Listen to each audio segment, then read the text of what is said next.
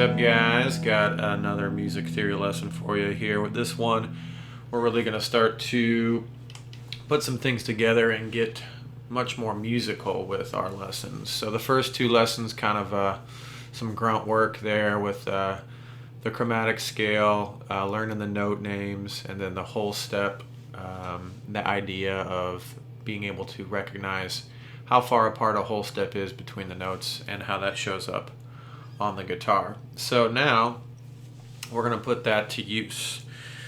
And we're going to talk about the major scale. The major scale is the reference point for musicians in general. And it is, I can't really tell you how important it is to start studying the major scale and just continue forever, really. I've been playing for almost 20 years now, and I still practice the major scale. It's just in different ways and seeing it a little more clearly a little bit every day. So just learning a little bit more every day. So I'm going to show you a few techniques of learning the major scale that might not be readily available to you. And I'm going to use the first two music theory lessons along with the chromatic scale lesson I taught as well. I'll include those links in the bottom. So if you haven't watched those, it's important that you watch those because we're really tying it all together here. So first of all, what is the major scale? It's a group of half steps and whole steps. Okay? And since the first two lessons we went over exactly that, we should be able to piece together the major scale, no problem. So what you want to burn into your mind is the order, which is we start with any note, and then we go up whole step, half step, whole step, whole step, whole step, half step. So it would sound like this. If I started on E, just the easiest way to look at it and visualize it, and I encourage you to do this with your guitar. Just take the top E string, we'll start on E, go up whole step, whole, half, whole, whole, whole, half. Okay? Voila. Major scale. Now, again, you definitely want to memorize that. All the major scales have that order. So if I started on C, whole, whole, C, whole, whole, half, whole, whole, whole, half, that's your C major scale. And that's what I was playing in the opening there. I was just kind of jamming with the E major scale a little bit. And so obviously that's going to stretch the whole fretboard here. Now when most guitar players learn the major scale, you learn it in first position, or not first position, any position, but you're starting on the root note. Let's say we'll just take G. A lot of people learn G major. So your second finger's on G, and now I'm going to go through this quickly. You can find this information scattered all over the internet, so I'm not going to spend too much time on this, but just going to show you what most people learn first.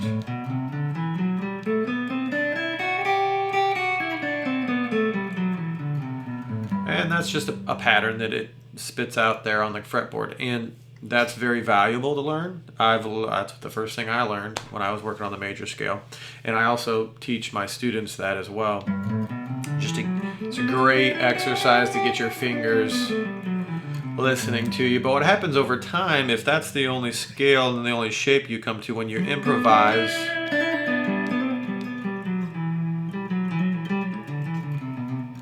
a lot of times your ideas can start to sound a little stale at times because you're just seeing the same pattern over and over again. So in this lesson, I really want to branch out to you, or reach out to you. And we want to just kind of branch out of that box. And so what we're going to do is we're going to simply play whole steps and a half steps, and we're going to make our own shapes, because if we know how to build the scale, we can build it any way we like. And that is something that no one has ever really taught me to do. I'm sure there's teachers out there that teach this way, but I think it's fairly rare, and that's why I wanted to share this with you guys today. So, first things first, we got the whole, half, whole, half. Now, let's look at it a little differently so that we can memorize it easier. And one way to do it is, and I'm going to show you, we're just going to number the notes. 1, 2, 3, 4, 5, 6, 7, 8. 8 represents 1 on the next octave. 2, 3, 4, 5, 6, 7, 8. I have a 24 fret guitar, so I've got 2 full octaves on one string. Now, what does that mean? That means if we know where the half steps lay, we can always move a half step accordingly. So for example, if I'm thinking 1, 2, 3, I know 3 and 4, there's the half step. 1, 2, 3, 4, 5, 6, 7, and 8 is the half step. So if you remember 3 and 4, 7 and 8. Now, we're going to apply those first 2 lessons here. 1, I'm going to just make my own scale path here, starting on E, so it'll be an E major. 1, 2, 3, 4. I'm going to go up a whole step. I'm going to skip a string now. 5. There's my move.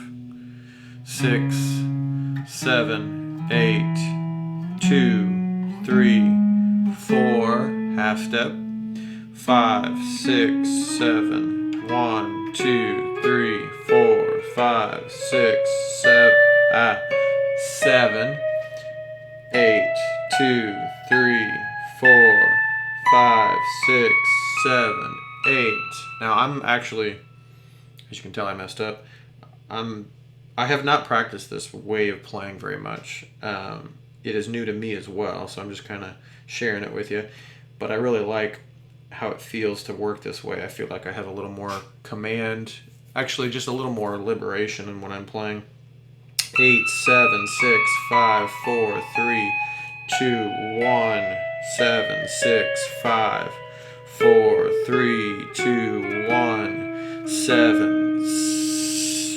So let's see here. So this is what I'm saying. I'm working on this here. So if I'm at 7 here, I'm going to go down a whole step. So that would just be 6 right there. Yep. 5, 4, 3, 2, 1, 7, 6, 5, 4, 3, 2, 1.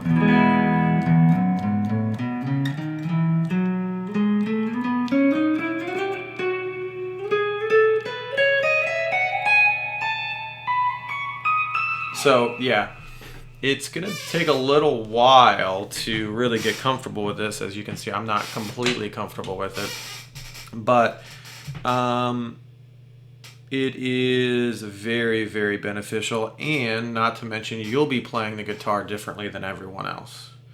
And to me, that is invaluable. If you're going to write your own music, if you're going to improvise, if you're going to play, and you want to express yourself, you are unique, and if you have a unique way of playing these scales, that's going to really separate you from other guitar players. Because again, most guitar players, E major scale, we're taught these little boxes here.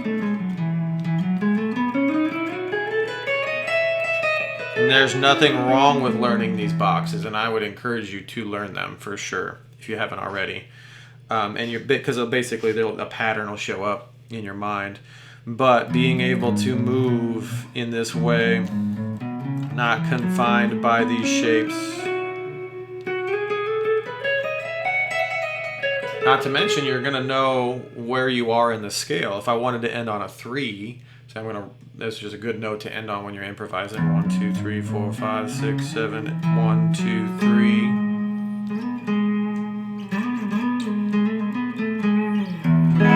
You know, that's a great way to be aware of where you are. Now, we haven't talked a lot about scale degrees, but those numbers are extremely important. But let's go ahead and look at it the other way, because we have talked a lot about note names, and let's just think of it in that way. So if we do note names, we're going up E, F sharp, G sharp, A, B, C sharp, D sharp, E. So, this lesson really covers a lot of ground. So, I plan on spending probably, the rest of my life working on this specific exercise. I'm not going to lie. It seems to be very fruitful, and it kind of pushes me a little bit, well, pushes me quite a bit, challenges me, and that's really what you want to look for when you're playing and learning anything, really.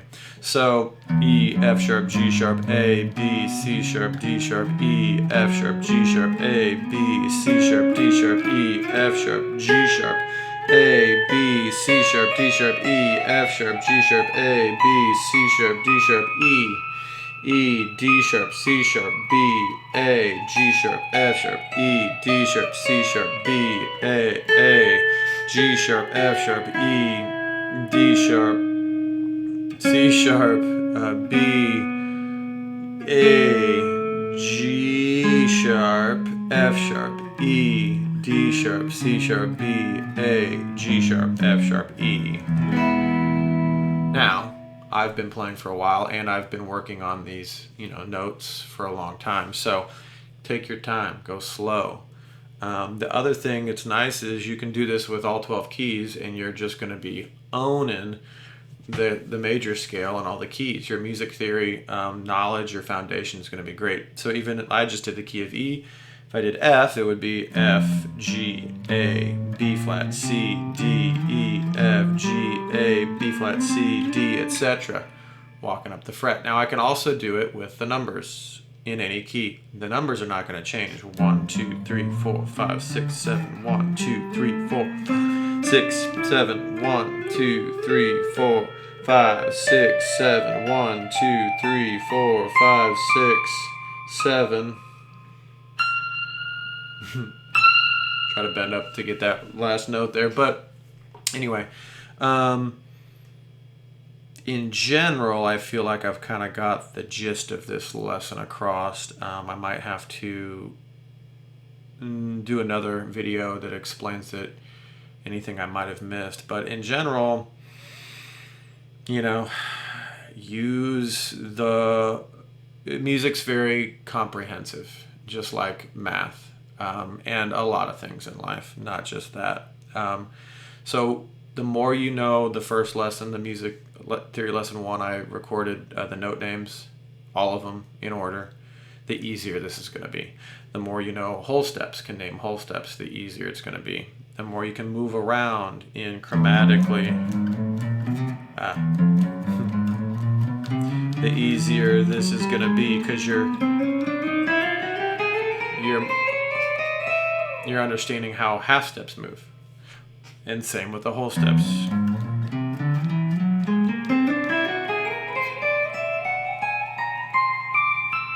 And then you take those two, combine them, and you've got your major scale. Now you're sounding extremely musical.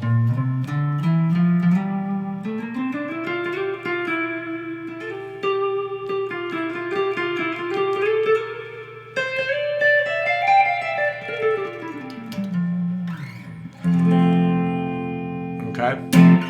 And again, don't overlook the patterns. I mean, if you haven't learned the major scale patterns, you're definitely going to want to. They're going to present themselves anyway, so you might as well learn them. But this is just a unique approach to playing the major scale, and I hope you guys have a little fun with that. All right, peace.